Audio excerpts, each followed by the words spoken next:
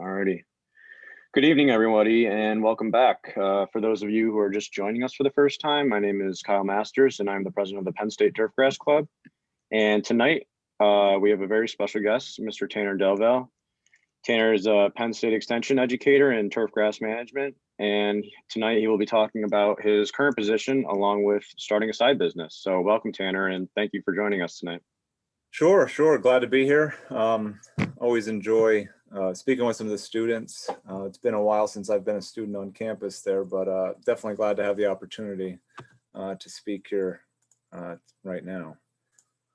Just trying to rearrange my window here so I don't see everyone. All right. So a little bit about myself. Like I said, we are going to talk a little bit about my current position, and then I'll talk about a side business that I started and currently do have. And maybe we'll have, I know we'll have plenty of time for questions. So some background on myself. Spent some time in the military. Got a associate's degree in logistics from the Community College of the Air Force. Did both my bachelor's and master's degrees at Penn State up at University Park, and I'm currently doing a PhD concurrently while I'm doing my job with Dr. Landscoot, and co-advised with Mike Fidanza, doing some research with Bermuda. We'll talk a little bit about that. Maybe you folks will have some questions about that. There's not really been a whole lot of research done at universities, and definitely not in the Northeast, though some folks are kind of dabbling with it. So we'll talk a little bit about that. So I am a Penn Stater, been with Penn State for about 8 years. I've been working for Penn State in Extension. So I also did briefly work up at Eagle Rock Golf Course, did my internship up there. Enjoyed the golf course experience. First job out of college, I did work for Fisher & Son Company, which some folks may have heard of before. Basically as a sales consultant or a sales rep, selling to the green industry in southeastern and central Pennsylvania. After that, I became the director of lawn operations down in Dillsburg for a hardscaping company that started dabbling into lawn care. When I first started there, we had about 60 or 65 customers, and then after about 2 years, we grew to about 500 or 600. So that was definitely a pretty big undertaking, and I learned a lot doing that. But it was a very long commute for me each way. So I tried to look for a job closer to where I live. I am from Pottsville, and I still currently live in Pottsville. And there was a horticulture educator position that opened up here in Schuylkill County. And I didn't really know what extension really was that much, even though I did my master's degree with Pete Landscoot, and he is the extension specialist, but I never really grasped what true extension was. And we're going to talk about that here briefly. Really opened my eyes, and I really do enjoy my job. And I do work for the university as well. Penn State Extension is a branch of the College of Agriculture. But concurrently, I have listed there Eastern Lawn and Turf Company. That's the name of my side business that I have. Myself and a partner, there's just two of us, have an LLC doing lawn maintenance. We'll talk a little bit that at the end of the presentation. When we talk about Penn State Extension, though, I'm sure a lot of you folks, like myself, didn't really understand what extension was. And, you know, by definition, it's a statewide educational organization that delivers science-based information to people, businesses, and communities. So essentially, we are a branch of professionals in a whole bunch of different disciplines that try to give, you know, unbiased, science-based information, research-based information that, you know, folks at the university are doing, and we try to get it out to the communities through a various different ways, you know, including face-to-face education, which we'll talk about, online education, which is definitely something that we do a lot now because of COVID-19. And then obviously in print education as well, whether it be through journals, newsletters, newspapers. There's a lot of different ways that we disseminate this information. The funding for us, for Extension and Extension educators and the whole organization comes from a lot of different places, and different Extension educators are actually funded differently. Me, for instance, part of my salary actually comes from Penn State University, and some of it actually comes locally from my county. Now I only get one paycheck, but the way that they, on the back end, where the money actually comes from does vary. And there's probably about 15 or 20 different scenarios for different educators around the state. As I mentioned, we are a segment of the College of Ag, and we cover a lot of different areas, horticulture being the one that I cover, but we also are involved with programs that maybe you've heard of, like 4-H. Maybe some of you have been involved with 4-H when you were younger. We have a team for agronomy and natural resources, animal systems, so that would be like dairy, poultry, production, livestock, ag entrepreneurship, family living and family health, food safety, and again, I mentioned horticulture. And horticulture is very broad. The green industry would fall under that, but that also encompasses the vegetable team. So vegetable production, which is something that I am involved with. Though I'm not necessarily a vegetable expert, at least I wasn't when I was hired. But we'll talk about some of the other avenues like tree fruit production, bees and bee production and pollination issues, greenhouses. All of this falls under the horticulture arm. So the old terminology for an extension educator was an extension agent or a county agent years ago, but pretty much nationally they've changed that terminology to be an educator. And what we really do kind of depends on who you ask. And some folks do a combination of all of these different things that I'll describe. And most of us really do focus on a whole lot of different ways to disseminate our information. Some of us would describe ourselves as a teacher, maybe a researcher, a consultant, maybe a professional. I think most of us, at least in the turf realm, we really kind of fall under all of these umbrellas. So in Pennsylvania, we have about 20 extension educators that are horticulture based, but all of those 20 are not turf educators. So Jeff Fowler and myself would probably be the two main turf educators in Pennsylvania, and Dr. Pete Lanscoot and Dr. John Kaminsky, obviously. Forgot to put him on this slide, but those would be the two that really do a fair amount of extension work as far as turf education. So again, I kind of mentioned, about the different types of teaching that we do, research, outreach, and volunteer organizations. So I mentioned volunteering because, Jeff Fowler, if you haven't, maybe you'll get a chance to meet him or have him on sometime. He actually does a lot of work with the Little League World Series, and there's a lot of volunteering that occurs up there. And I got a chance to work up there for the Little League World Series a few years ago, and it's a pretty large undertaking, and they do a great job up there. So college courses, obviously, that is a component that John and Pete obviously do, but Jeff and myself do not. But when we talk about really the core focus of what myself and Jeff do out in the counties are a lot of in-person meetings.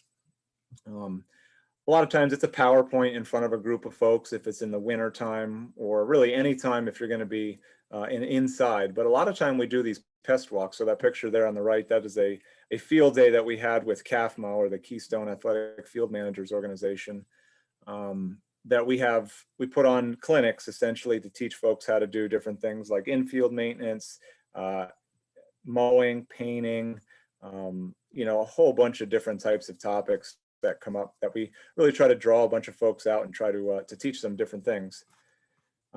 We also focus a lot on pesticide credits. I don't know if you folks, or how many of you folks have or are planning on getting. I imagine a lot of you are planning on getting a pesticide license depending on what state you're in. But in Pennsylvania, once you have a certified pesticide applicator's license, you need to maintain credits, and you need to go to classes to keep your license. You need about 5 hours every 3 years of turf specific topics. So a lot of our presentations will qualify for that. Then another way that we teach is really through one-on-one. Someone would call in, they say they have a pest problem on their football field. Maybe it's brown patch and Pythium. I'll get called out, they'll call us, we'll come out, diagnose what the problem is, make recommendations, and we don't really sell we don't sell a product, so we kind of have a an unbiased approach. You know, we get a lot of calls about all kinds of different things. We get some walk-ins at the office where people will bring weeds or insects in. Sometimes we've gotten some really crazy things. I had someone come in a couple weeks before the pandemic started saying that he had worms crawling out of his skin.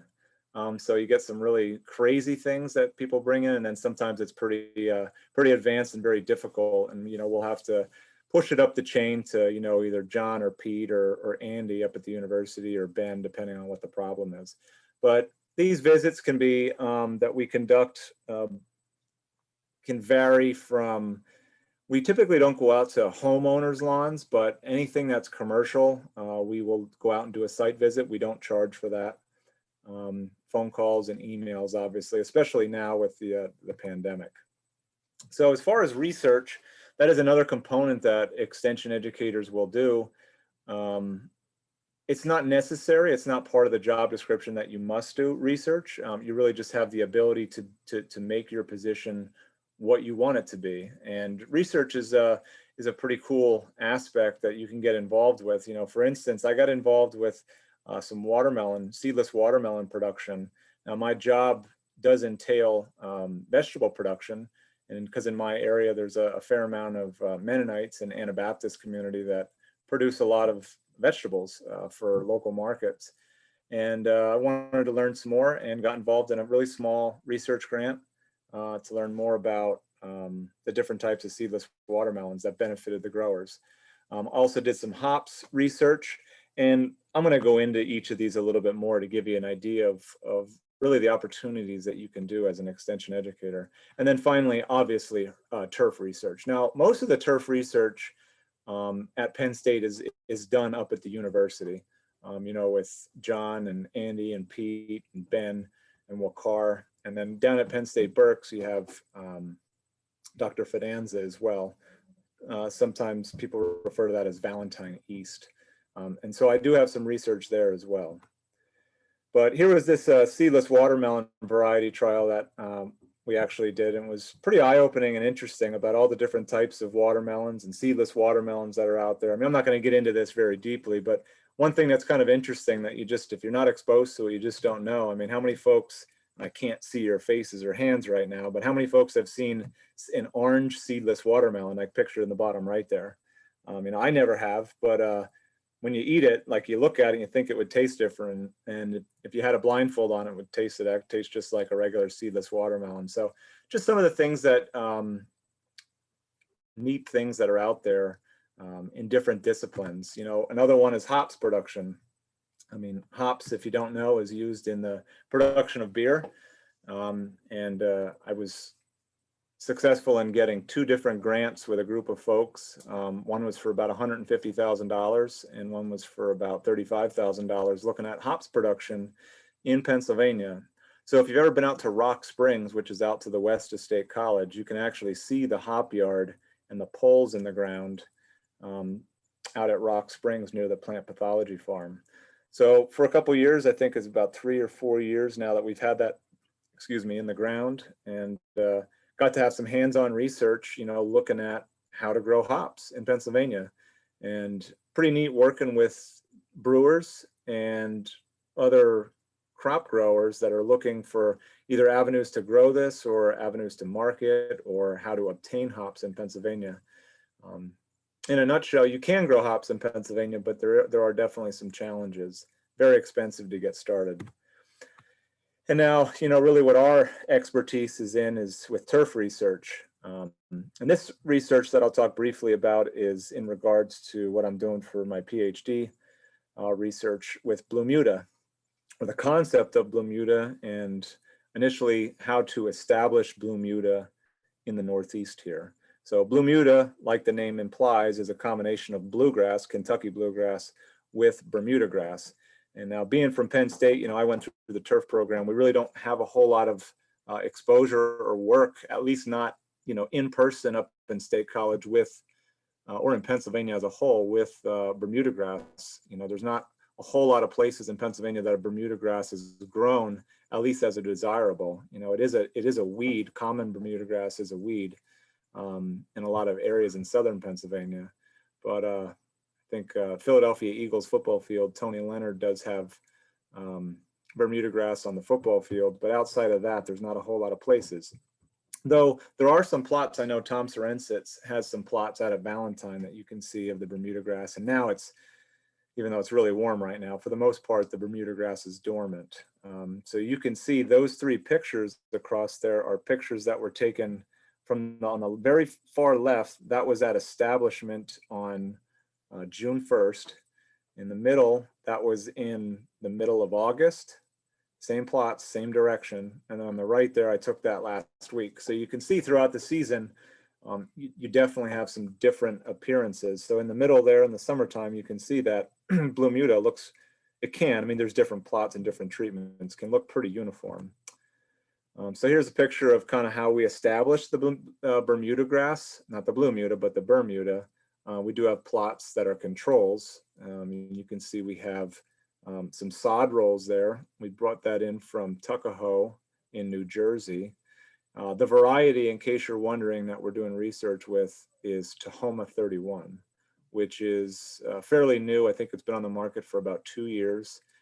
And it is the most, it's touted as the most cold resistant or cold tolerant Bermuda grass out there for northern climates. And it is a hybrid variety, typically maintained at under an inch in mowing height. Or on the right there, so we had sod rolls, and on the right there we had sprigs. And these sprigs came in a large bin, and this was a whole learning process for us here in the Northeast. We just don't really ever deal with this. So maybe there's a few folks that are on this meeting right now that have experience with Bermuda grass, but we certainly really did not have much. So we were trying to sprig it. And that's what this process is called, because unfortunately, Tahoma 31 is not a seeded variety. So you don't get seeds and you can't plant the seeds. You have to either, vegetatively plant it or propagate it. So you either use sprigs or you use sod. You know, another example of this is, you know, certain types of zoysia grass, for instance, you would sprig and not seed. So this is kind of what we did. We kind of put it out by hand. As far as a rate, there's a bunch of different rates out there on how you put this out.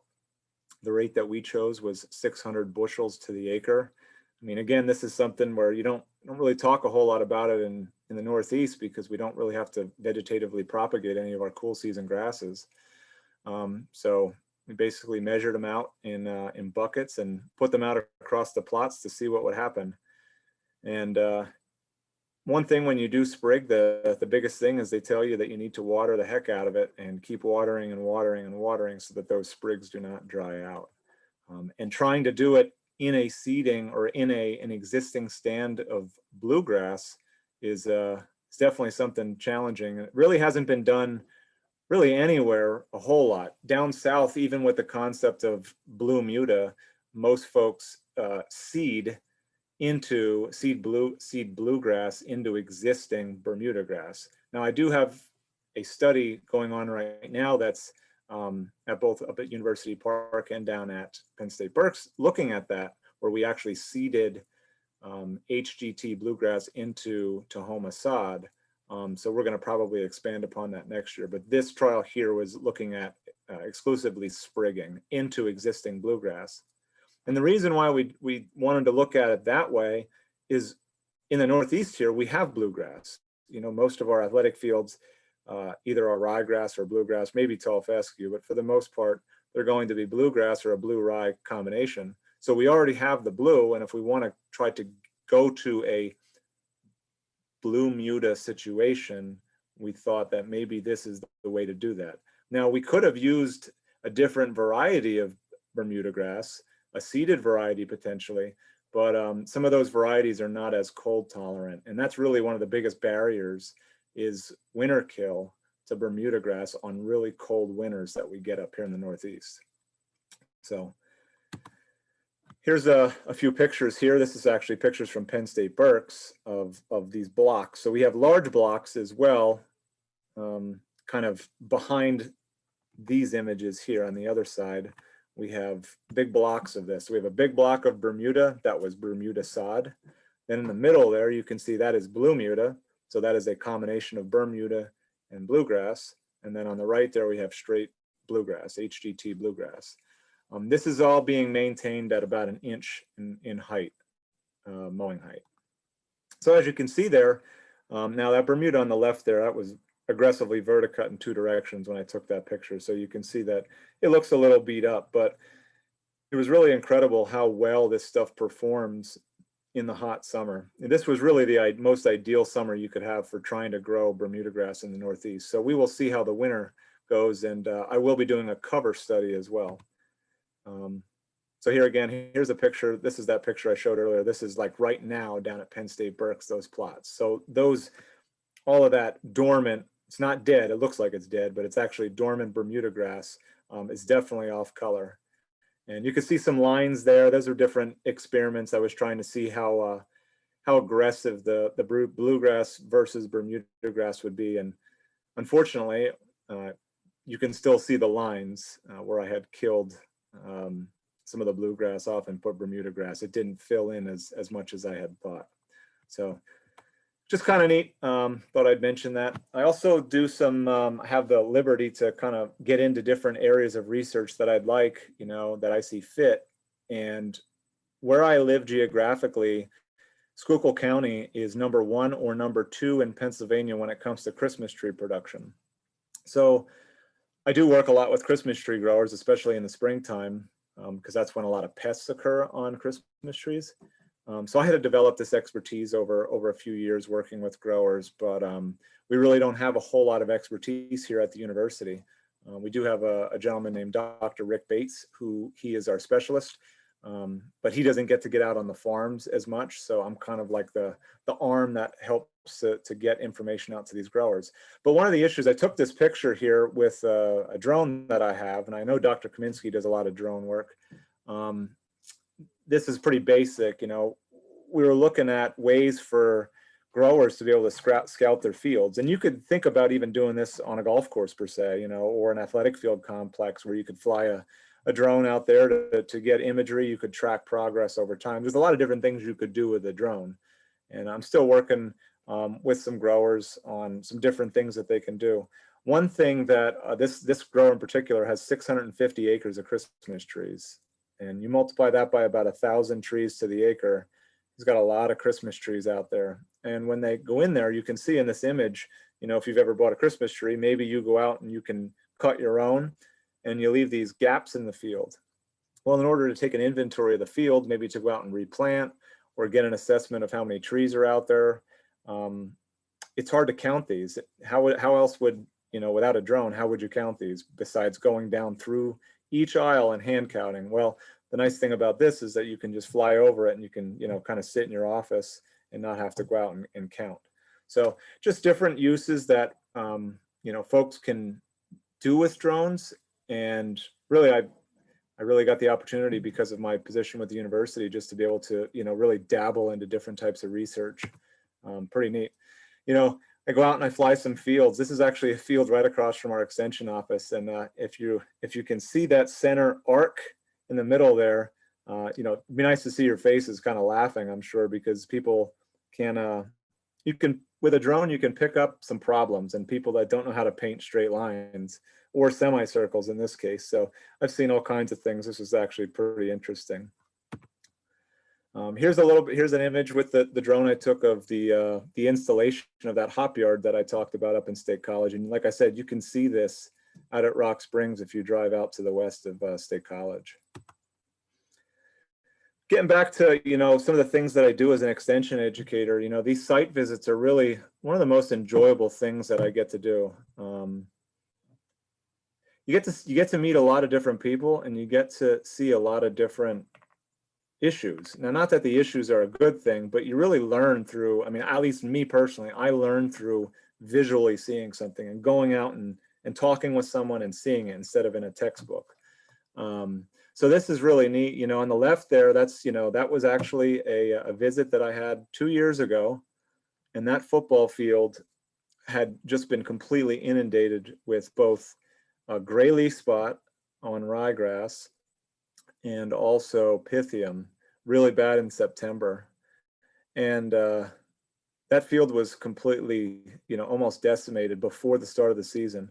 So we actually put a plan together, and kind of an unorthodox way to go about it was to actually go out and we made the recommendation to seed very heavily with turf type tall fescue. Now we typically don't really recommend to do that a whole lot on football fields, but there was just so much gray leaf spot pressure, and they didn't have a good sprayer to get good control. And it actually was a success story. That field turned around. It was probably the worst in the county the beginning of the season. 5 weeks later, it was probably by far the best looking field in just 5 weeks. So that was, one of the success stories of, going out, making a site visit. Some of the folks that we meet with on, athletic fields or parks, they just don't have the knowledge on what exactly may need to be done. And, that's kind of our job, is to really help them out. So on the right there, that's a picture of a Christmas tree, obviously, that has some problems. That's actually herbicide injury. And that tree is obviously not sellable, but they had several trees that looked like that. They weren't sure what caused it, but that was something I've seen before, and that's herbicide injury. And in the center there, this is an emerging problem, and that's a great plant if you haven't seen it. But this is actually a more serious issue that I've been really kind of at the center of here in Eastern Pennsylvania with a lot of different grape growers around, is dealing with drift issues and 2,4-D and dicamba, some of which we do use in the turf industry. But a lot of the issues that I've seen on some of these vineyards are actually stemming from row crop production, because they use herbicides as well. And the timing that they are widely used in the springtime, coincides with newly emerging shoots on grapes. And this is the damage that can occur. And there are some serious litigations going on. And this grower in particular, I got called out. We did an estimate of how many acres were infested with a problem like this, and they lost over $1 million in product of grapes. So kind of a serious issue that we do deal with, and it's just part of the job. Getting back to some of these field days, that's actually Jeff Fowler right there a few years ago, showing how to rebuild a pitcher's mound. This is a really enjoyable part to get out and meet. I really look forward to doing this, with this COVID situation. Hopefully this gets behind us as fast as possible. But this is one of the things I really look forward to every year, were field days, the opportunity for us to get out and show people and learn for ourselves, how to reconstruct a mound, for instance, or, sod an edge, an infield. Just another component that we typically do. So getting back to, kind of bringing it back to the beginning about, why to be an extension educator, there are some perks to the job. Not like every job, there's things that you like and things that you don't like, but I've had several jobs throughout my career. I mean, I'm fairly young yet, but I really do enjoy this job. Working for the university, or, you get really good benefits. And I want to preface this by saying, even if you're not just from Pennsylvania, every state has an extension service.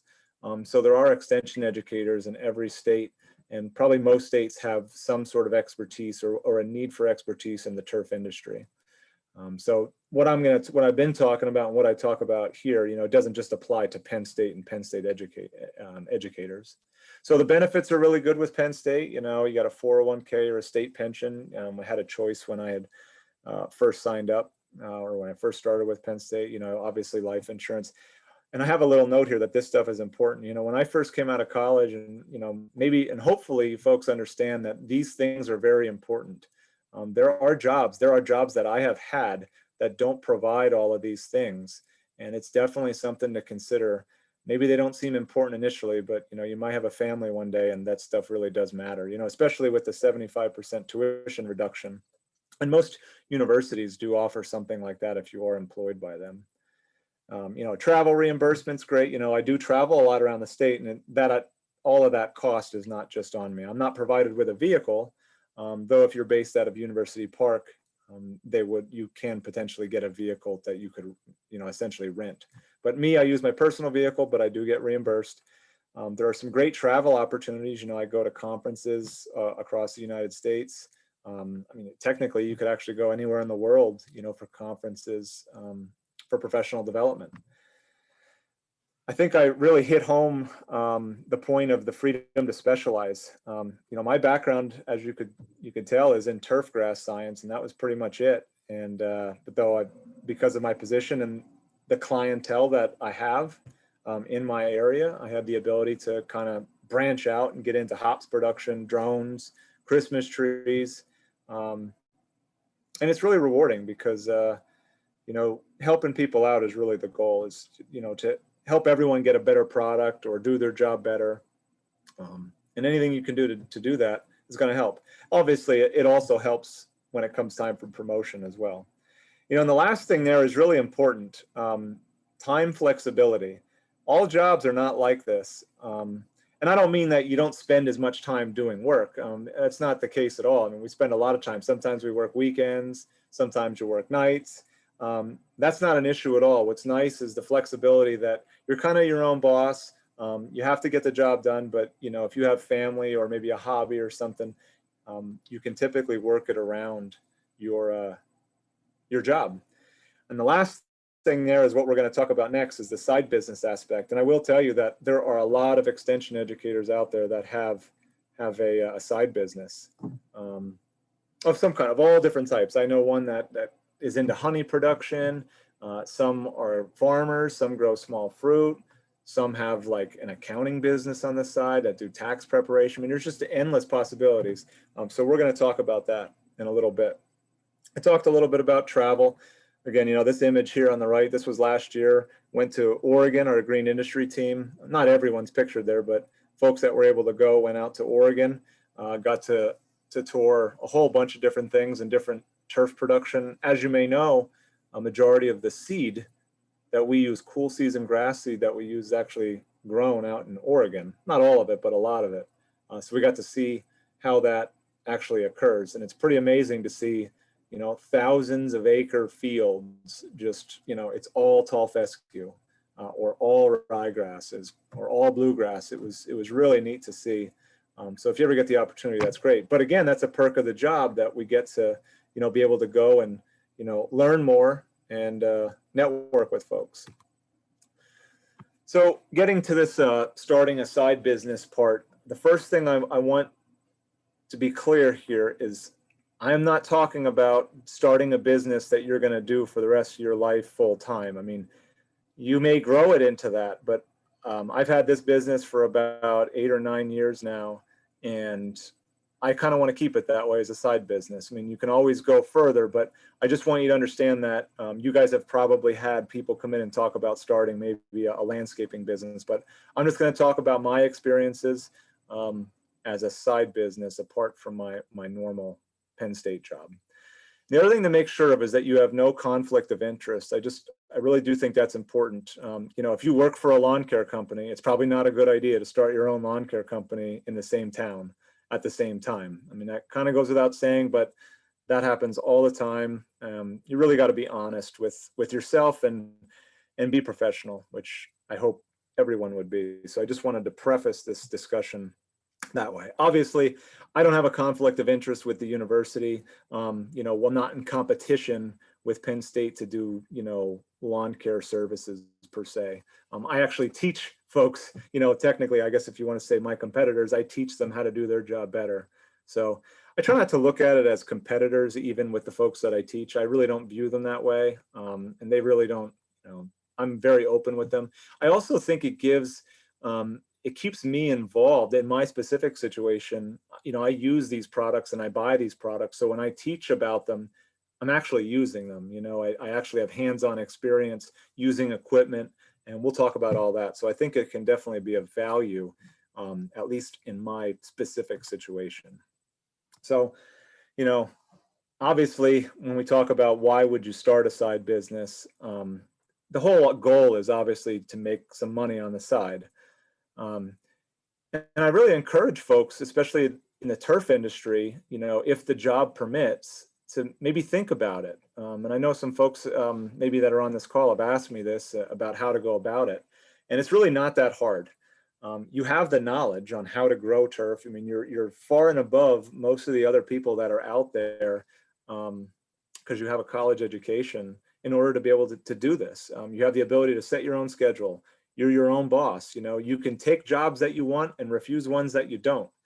You know, you can kind of be very flexible. You know, that's why having a side business is nice as opposed to full time. You really can grow or shrink as needed. And you can meet a lot of people in your community, which, believe me, networking is one of the things that should never be overlooked. I mean, and the fact that you folks are all in the turf club, you're already putting the importance and know the importance of networking and doing it, because being in turf club is not something that's required as part of your program. So as far as this side business, you know, these are a couple of things that you could get into. Now, I don't do all of these. You know, for instance, with lawn care, you know, lawn mowing is a big part. You know, when you talk about to folks, so I have a lawn care business, people think that you mow. And that's something that I don't get into. Me personally, I have a lot of hobbies. I love to fish. I like to hunt. I like to, I play darts. I play softball. You know, some of this is pre-COVID, obviously, but I have a family. I have a son. I have a wife. I'm just a little bit too busy to be committed to something that I need to do on a weekly basis. So with fertilization and weed and insect control, stuff like that, you know, it's kind of like a once a month or once every 2 months type deal for on a property. So you really can set your own schedule to do that. You know, aeration and seeding, those are things that really, if you're going to have a lawn care business, you really should do. They are big. There's a lot of benefits that you folks hopefully already know about to do those practices, but also they make a lot of money as well. Top dressing is another avenue. The issue with top dressing is you need some specialized equipment in order to do it. You know, the other thing down at the bottom there, you can see general landscaping things that may require additional additional licensing, like US DOT numbers, home improvement numbers. There's a few different certifications that you may need depending on what you get into. But with lawn care, if you're strictly doing fertilization, in Pennsylvania, you do not need anything in addition to your certified applicator's license. And we're going to talk about that in a little bit. So other things that you could do is to get into mulching, spring and fall cleanups, tree work, hardscaping. I mean, the list could go on, pressure washing. I see some folks getting into that. I don't do any of those things, but I will tell you, I did initially when I started me and my partner started this business years ago. Got into doing mulching, and you start sweating enough and start doing it, and sometimes you just realize you probably don't necessarily have to do it. So I really recommend that folks, if you're going to start something, maybe specialize in something. Be the best at something. Don't try to do everything, because you're going to realize that you start buying a whole bunch of the pieces of equipment and you may not really use them that much, and you really don't make the money that you could. I will say, though, that I am seeing a very significant increase in the need for arborists and people that have expertise in tree work. There are some of the amount of money that is associated with cutting down a tree or trees is really, really high, and thousands of dollars per tree that can be made. But I don't do tree work either. Just another thing to think about. So as far as what I have done, you know, I'm involved with lawns. So you're looking at residential lawns, do a lot of athletic fields. I probably do about 15 or 18 different little leagues or little league associations, soccer associations. Soccer fields and sports fields, in my opinion, if I could just do those, that would be perfect, because they are super easy. They're flat. They're fairly regularly shaped. You know, a baseball field's not a perfect square, but it's all contiguous. It's easy. There's no gates. There's no dogs. There's no dog poop. There's no fences. There's no hills. That's what's really nice about doing athletic fields. The downside to doing large athletic fields is that you probably need to have some sort of a ride-on piece of equipment, and we'll talk about that in a second. So schools, you know, because of whether it be their grounds or their athletic fields as well, they are typically going to be worth your time. When I first started, I honestly started with about 15 lawns about 8 years ago, and now I have about 150 lawns. and about 6 school districts, and then a bunch of Little League fields. 70% of the money, the gross income that I make, comes from 5 schools, and they only take 20% of my time. So that's what I said, thinking about specializing in athletic fields may be worth it. Though there is money to be made in lawns for sure as well. But there's just all those other variables. You're not mowing their properties. You may not be, watering them. People use dull mower blades. There's just a lot of other factors that are outside of your control. Other areas to think about, though, that typically are going to need some sort of maintenance are cemeteries, parks, commercial properties. Think about like Sheetz and Dunkin' Donuts, and just the list goes on. Anywhere there's grass, and then right of ways as well. And that's another area that you can specialize in, where there's definitely money to be made. Right of ways would be like power lines, or along railroads, power stations, power lines, actual right of ways behind like houses. Weed control has to occur in those areas. A majority of what you would do in this situation are typically weed control. So as far as, all right, you want to start a business, what do you need? The first thing that you're going to want to do is, now I'm not the business expert as what all the different types of legal terms when it comes to, S Corp, LLC, incorporated, corporation. You're going to want to, for liability reasons, do something to abstain your liability if something were to happen. So, an LLC is typically something that you would want to do instead of just doing it under your own name, because you don't want to be sued for something, God forbid, if something were to happen. But licensing. So one of the things that you need to do in order to get a license is an applicator's license, is you have to have a BU number as well. So you apply to get a license. In order to actually use your license, you got to work for someone, and that someone, if it's yourself or a university, a golf course, they have a BU number, a business unit number. That's getting a business license. It's only, I think, $35 or $40 a year. Not too hard to get, but one of the requirements in order to get it is that you need to have insurance. So, insurance is a nebulous area that we can talk about a long time. Business liability, general liability as insurance, is pretty much all that's needed in order to get the business license. Now, there are certain dollar requirements that you need to meet, that you are covered, for a certain amount of liability. Mine, when I first started, I think was around $600 for the year. But that's going to vary depending on your coverages. If you have employees, a lot of times if you're starting a side business, it's probably just yourself, or maybe a partnership with someone else, like in my case. But if you do have any type of equipment, so the trailer, a truck, equipment. Now, I'm not talking about like little push spreaders, but anything that probably has an engine, if it has value, probably over $500 or $1,000, you probably want to get that on your commercial policy, maybe as an inland marine policy, to make sure that it's covered. Because if you get into an accident or something, you want to be able to, you don't want to be out all that money. I've got sprayers that are $12,000 a piece, and I've got 2 of them. And then I've got other sprayers that are like $5,000 or $6,000. You add it all up. If you have a couple sprayers on your truck, you don't want to be out all that money. So you want to make sure you have insurance on it.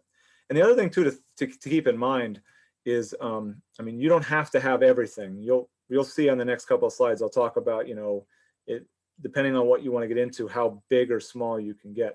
And the last thing here is advertising. When I first started, I thought it was just going to be make a couple bucks here and there. And I still, I do all right, but I still have never advertised. And I have on there, be creative. So one thing that I had done that has gotten me some business without having to actually pay for advertising is to work with these little leagues and these soccer associations, basically give them a price break on something, maybe on aeration or whatever it may be. But I've negotiated them to get me a sign. Sometimes you see signs in the outfield. They get me a sign that I didn't have to pay for. So there's different things that you can do to try to make it worth your while. Hey, Tim, before you go on, I just had a question about like licensing, and I know you're talking about working on school districts and their fields. Is there any other additional licenses that you'd have to do with that? That's a great question. So no. So if you have a Category 7 license, which is lawn and turf, you can do any type of turf applications there is. You don't need a special license to do it on schools. There is a Category 23 license that is for schools, but you don't need to have that in addition to a Category 7. That Category 23 is actually less inclusive when it comes to turf. Technically, you can, I don't know who would actually call you out on it, but you can only do like 5 acres of applications with a Category 23 license, whereas with a Category 7, you can do as much as you want. And that Category 23 license, the school and park category, is typically for people that work at a school, like they are employed by the school or by a park, and they do it for that one area. So if you are going to do a lawn business, you would just get it. You would want a Category 7, which is exactly what you would have if you were at an athletic field. If you were at a golf course, you will have a Category 7 license in Pennsylvania. Does that answer your question? Yeah, awesome. Thank you. Yeah, as far as yet. And the only restriction, that's a thing that's really important to think about with students and children in Pennsylvania. You have to make sure you read the pesticide labels of the products you use, because some you can and can't use depending on the type of turf. So a lot of fungicides and some herbicides and some insecticides can be used on golf turf, but can't be used on lawns or on parks or schools. But if you do applications to schools or places where there's children, technically there's a 7-hour re-entry interval no matter what is used. Now, not fertilizer. Fertilizer, if it doesn't have a control agent like crabgrass control, if it's just NP and K, kids can be on it right away. But if it's a school, it's 7 hours no matter the material that is used. So that's just, there's no certification needed for that. It's just something that you would need to know. And you would learn this in your training. But that's a good question. Yeah, so the only thing that you need is an applicator's license and a BU number. All right, so I see we're coming up on time and I'm almost done. For smaller properties, I mean, you can see here, a truck, I didn't really put a value next to a truck. I mean, you can get a cheap truck or you can get an expensive truck. I will tell you that perception's important though, especially when it comes to doing professional turf maintenance. You probably don't want to be out there with a truck that's falling apart. And you can double, like me personally, the truck that I use for my business is my personal truck. And I don't have it badged up with it looks like a plain truck. If you were to look at my truck right now, you'd have no idea that I did lawn stuff. Now you do have to display your BU number. So what I do is actually when I do applications, I put a magnet with the BU number on the side of the vehicle when I do applications. But that way I don't have to have a separate truck. Again, getting back to the truck, you will want to have that on a commercial policy as well for insurance purposes. So you pay a little bit more, but your coverages are better. A small trailer, I mean, this right here is exactly how I started. And I know other folks that I teach and have worked with start the same way. Start with a little tiny trailer. I mean, you may not even need a trailer. Just start a little 5x8, tractor supply type trailer for a couple $100. A good rotary spreader. So that one picture there on the right, probably some of you folks have used these before. You need a good one and they are good. You can get a chest mounted sprayer or a spreader for $60. I do actually use one of those. Backpack sprayer. I mean, these are kind of common things, but you really don't need a whole lot. You don't need to buy an aerator right away either. You can just rent one. You really only use an aerator, a month out of the year? So when you first start, you really don't have to get into this. And this is like a great thing. Like if you're just trying to make a few bucks on the side, you don't even need to put out like $2,000 or $3,000 to have pretty much everything you need. Now you get into larger operations, and I branched into doing this. You can buy yourself a ride-on spreader. So that one right there, that's one of the ones that I own in the picture there. That's a Z spray. So my personal recommendation are Z sprays or steel greens. There's also Permagreens, Turfco, Toro has their own type. There's a bunch of them out there, but I've used a few and I'm partial to Z sprays and steel greens. They are not cheap, but they're worth every penny if you're doing large acreages. So for instance, that sprayer right there, 2 25-gallon tanks. So you got 50 gallons right there. You can cover probably about 4 acres of turf, 3.5 acres anyway. And you can put just in one hopper, you can put 4 bags of fertilizer in there. And you can learn how to use it that you can actually, I can spray and fertilize at the same time. So you can go and fertilize and spray at the exact same time an entire stadium football field in less than an hour. And you can definitely make a couple $100 in an hour just to put some material down. So it definitely pays for it. You can imagine trying to push spread 9 bags of fertilizer onto a football field. It's going to take you more than an hour and a lot more sweating, but you'll be in good shape. There's plenty of I know plenty of applicators that have businesses out there that actually only use a push spreader. You can get into tank sprayers, skid sprayers. I have just listed on here, eBay, Facebook Marketplace, Craigslist. This stuff is out there all the time, and you can find them. And I've bought stuff on actually all 3 of these sites. I have bought pieces of equipment. A skid sprayer for liquid treatments like Scott's. You may see them with the hose type. Riding aerator. I have one of those as well. They are definitely money makers for you, but you don't need that right away. Storage is important though. This is kind of a big barrier. It was for me initially, till you find a place to store all of your stuff. If you're starting small, you can really get away with just using an enclosed trailer and keeping everything inside of a trailer. But it really just depends on your situation. As far as products, you're going to be buying in bulk. You're not going to go to Lowe's and Home Depot and use those materials. You won't make the money that you can by buying in bulk from a turf supplier. And it's really important to establish a relationship with a few different companies, these turf suppliers, because really you can develop some really good friendships and learn a lot from these essentially seasoned vets that work in the industry. So a few things really kind of in summary that I've learned. Honesty is so important with your customers and with yourself and with other folks that ask you questions. I always use good products. I pretty much use the most expensive products that are out there, but the results show for themselves. You don't always want to try to cut corners.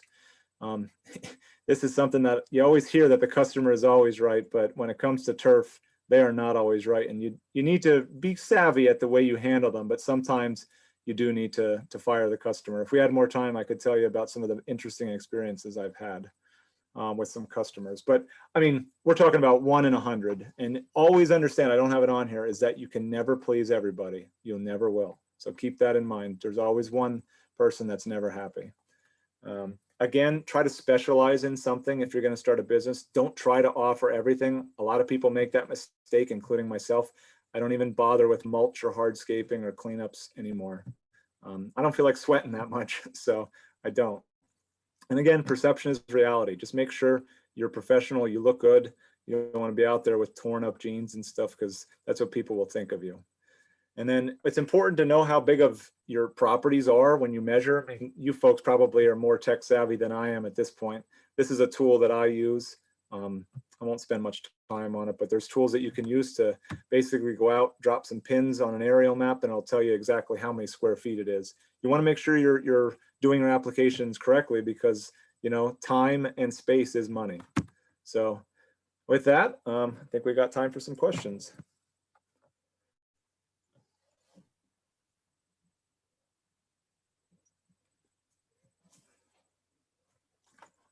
Tanner, I had a question, kind of about your extension part of the Sure. PowerPoint. So out of all the avenues that you've gone down, as far as tree work, fruit production, is there ever a moment or ever a point that really stood out to you out of all the different kind of categories that you've put your foot into? As far as did I like it, or as far as something that just really stood out to you is I learned that so I actually was thinking about doing more work, starting up hops production. I was like, oh, I want to do that. And then I got involved in this research, and I will tell you, there is no way that if I had any land or any money, I would not be growing hops. So I will drink beer. I'll drink a beer with anyone, but I'll tell you, I don't want to get into growing that. I'll say this, I've worked with a lot of different commodities, and turf is still my favorite. So I think the turf industry, I think the people in it I really enjoy it. I mean, all the different disciplines are great, but I still come back home to turf. I'll say that. Awesome. Your comment about hops makes me think about my comment about hemp and how we spent 8 people, probably 20 hours harvesting a fraction of what you would have to do for hemp for our research plots. But so your talk, Tanner, brought up all these things in my head in terms of liability and ethics. And so you talked about general liability for some of your equipment. Do you have liability for personal liability? So when you kill somebody's lawn and they sue you for $500,000, do you have liability for that? That falls under the purview of that general liability. There's a rider on there that it's a specific rider number that's on there that covers that. And I can't remember if it's if it's $500,000 or $1 million, but that's pretty much why the Department of Agriculture requires you to have that, so that you are covered if something like that does happen. Yeah, so I do consulting and with companies and with organizations, and mine is $1 million, but it costs me like $2,500 a year. So it's super expensive to maintain, which in a COVID year, I dumped it. And they were like, if you dump it, if we get sued off of any project you've done prior to this, then you're liable. And I was like, I don't care. No one's going to sue me. I haven't done consulting in a year. The other thing I thought about for the students that are out there paying attention to this is ethics plays a huge role in this, especially if you're double dipping on jobs, right? So I don't mean double dipping, but like that option. So for instance, if your company pays for your pesticide license and they're paying for all your education, but then you're going out and using your pesticide license to do jobs on the side, that could be a serious ethics violation. For me, I did a lot of photography, and Penn State offers Photoshop as like free to all faculty and staff and students. And I could, it's so easy, right? You just log in and you get it, you have access to Photoshop, but I didn't do that. I bought Photoshop. I paid $12 a month or whatever it is.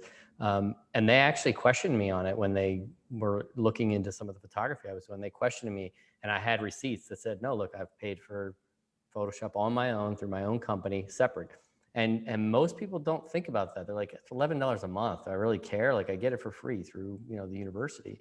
But that is a huge thing. And so we don't talk about it a lot in classes, Tanner, but like you think about early order programs and all the benefits you get from that, like you get points and like you can use those points to pay for TVs and all kinds of crap. I've seen more people fired from using points for earlier order programs where they're spending, $200,000 or $300,000 in product for their company, and then they put a flat screen TV in their basement or in their house, or pay for something else.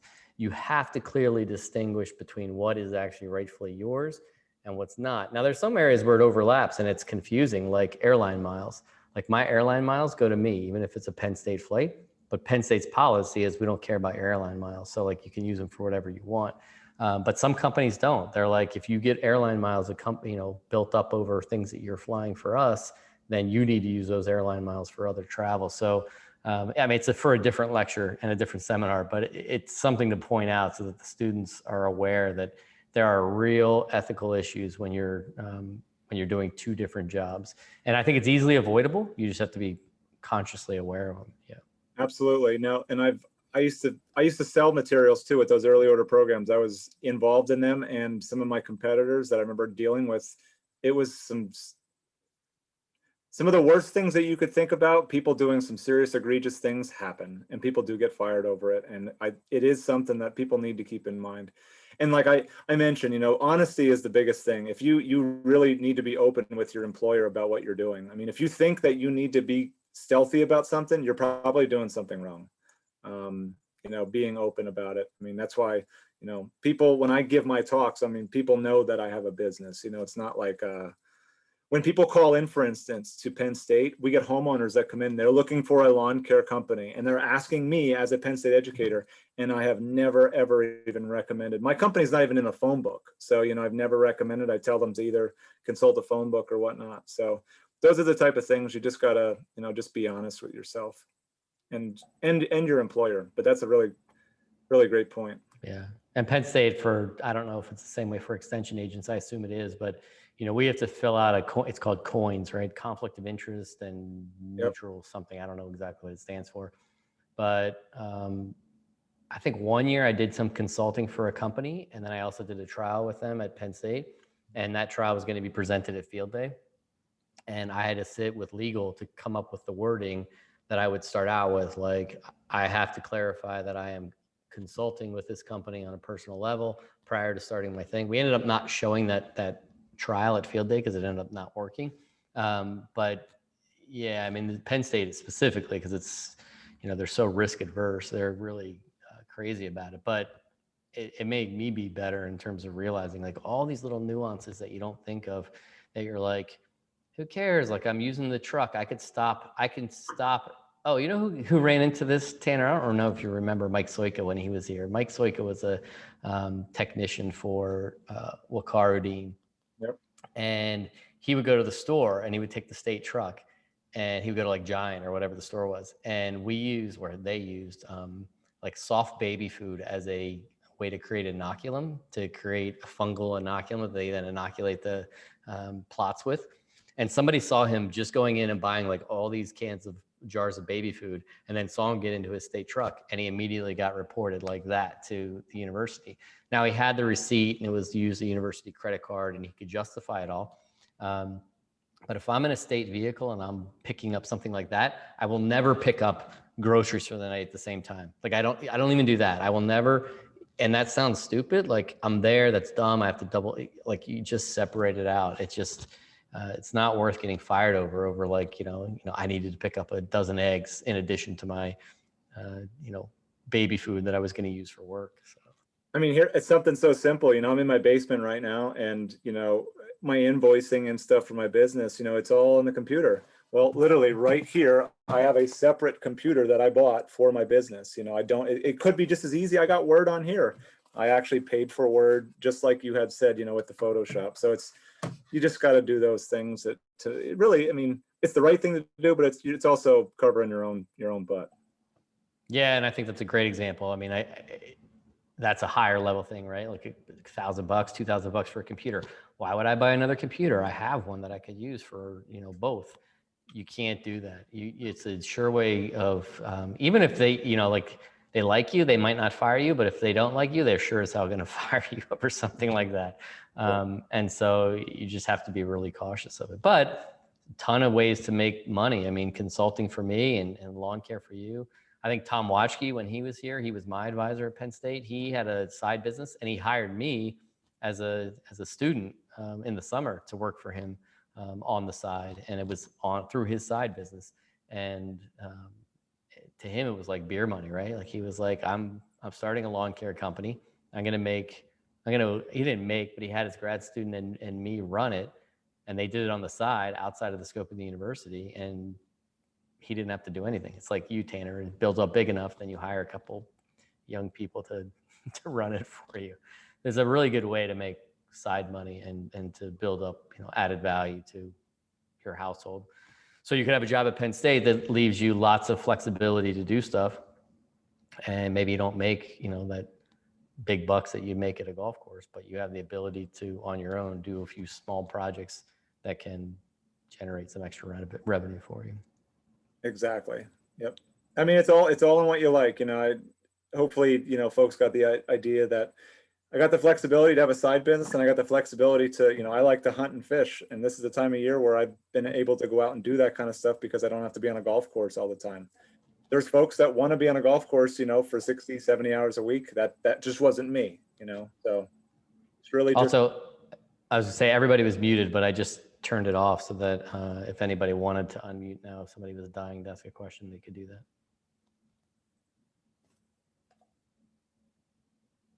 I'm going to stop your sharing so I can see everybody's screen in case anybody does pop in and say anything. Yeah, Tanner, I got a quick question for you. Obviously that market that you're in with the lawn care is like, there's a lot of people getting into it. How competitive is it for you? And like, do you see it getting diluted in future years? Where's everybody here from? Anybody from my area? But it's funny you say that. So where I live, it is really not competitive at all. My competitor, I try not to view as people as competitors, but I guess technically they are. I don't really advertise, so I'm not really in competition per se, but where I live is kind of rural. But I border up against Berks County and things. I don't really get too far into the other counties. Though it's ironically, I actually have 3 schools in Berks County in very populated areas that have sought, me out. I don't have a lot of competition where I'm at. If you're in some bigger cities, there might be more competition, but there's more opportunity there. So the opportunity is, everyone here are experts, you're already a step ahead. I wouldn't view competition as a barrier to entry, put it that way. So where I'm at, there's not much competition. When I was an undergrad here in landscape contracting, we always talked about it on this end too. And Tanner, you mentioned it in terms of finding a niche, right? Like we always talked about, like, you could do everything. You could be that person that could do everything, that handyman, and you might be running ragged and doing stuff, or you could be that super high end. I'm only taking the top properties and I'm going to show that I'm going to do high quality work. I'm going to take way less clients because of that, but I'm going to charge a ton more, right? Or you're going to be the one that can do all the irrigation, or you can be the one that does, just fertilization and pest management. So like, I think finding a niche also sets yourself apart. Yes, and I will say, I started, one of the first mistakes, and I'm surprised I forgot to put it on there, is your goal is not to be the cheapest person. If you're the cheapest person, you're not going to make it. I know that I'm not. I might be one of the most expensive, but using the right products, doing it at the right time, you have the experience and the knowledge to do it. Your product will speak for itself. I mean, you have a good looking field. People don't care what it costs. They want it to be perfect. I mean, if they don't, you'll have people that want you to be, oh, well, True Green offers it for this price. Well, then call them. There's a reason why you're calling me. So that's kind of you have to be savvy at the way you approach it, but you don't ever want to be the cheapest, and don't give stuff away for free. When you first start a business, that's something that you do because you want the business, but everybody wants something for free, and your time is not free.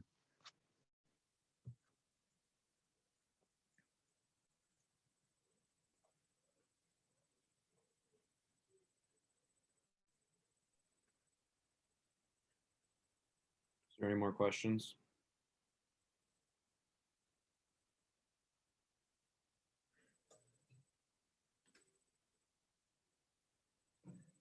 Alrighty. Well, Tanner, thank you very much for your time and the presentation. It was awesome. I really took a lot away from it, and I hope everybody else did as well. So hopefully next year we can have you back in person. Yeah, for sure. Thanks a lot. Be glad to help out. Thanks again. Awesome. And Thanks, Tanner. Appreciate it. Sure. tell Dr. Fidanza I said hello. Will do. Down there. I'll be down at Berks tomorrow. Awesome. But everyone else, thank you for joining us tonight. And if there are no further questions, I will end the recording.